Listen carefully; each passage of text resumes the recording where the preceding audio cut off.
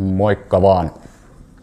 Vaikuttavuuteen pohjautuva kuntoutus. Mitäs ihmettä tää tämmönen on tilanteissa, kun Kela, vakuutusyhtiö ja työeläkevakuutusyhtiö saattaa sanoa, että nyt ei valitettavasti mene minkään meidän ohjelman kautta ja olet ehkä käynyt jo aiemmin monissakin hoito-ohjelmissa, mistä et ole sit saanut apua, niin meillä on hyvin kustannustehokas ja skaalautuva malli täällä, jolla me pystytään sitten lähteä auttaa ihmisiä tämän kaltaisissa tilanteissa.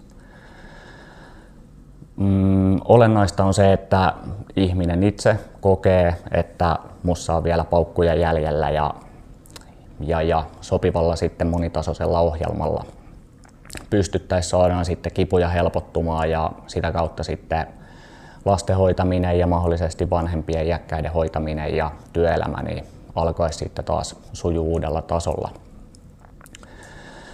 Miksi tämmöinen ohjelma halutaan tai miksi mä haluan tämmöistä tehdä, niin liittyy siihen minkälaista mä oon itse ollut 15 vuotta kipupotilaana.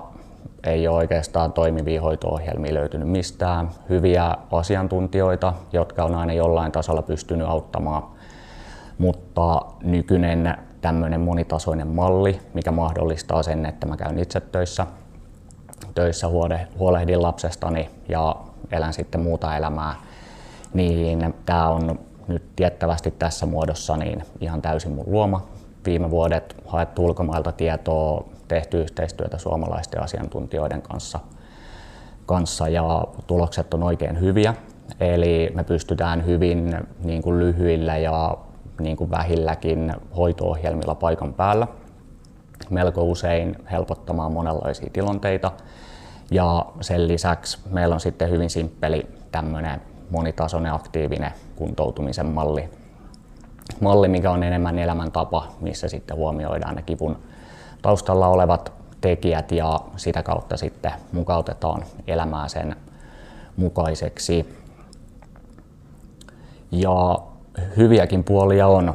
Esim. Omalta kohdaltani pieni lapsi kotona, niin niitä juttuja, mitä joutuu päivittäin huomioimaan siinä, että kun on käsi poikki ja vähän päässä vammaa, niin pystyy käymään töissä ja nukkumaan ja näin, niin samoja juttuja kun tehdään päivittäin kotona, niin mä oon huomannut sen, että siitä on ollut tosi iso hyöty myös omalle lapselle ja hän on tykännyt niitä tehdä ja on sit sitä kautta niin kuin löytynyt siihen tilanteeseen, missä on ollut, jäänyt kipujen kanssa ihan yhteiskunnan ulkopuolelle, niin onkin sitten löytynyt yllättäen ihan positiivistakin niin kuin vaikutusta elämään tälleen, kun jälkikäteen katsoo ja ennen kaikkea katsoo tulevaan, että se kipu tai vamma ei ole aina semmoinen, että se on mahdollista hoitaa kokonaan pois, mutta suhdetta siihen ja sen vaikutusta elämään, eli kivuvoimakkuutta, toimintakykyä, tämmöisiä juttuja, niin niistä jää tietyn tyyppisiä ominaisuuksia sitten, minkä kanssa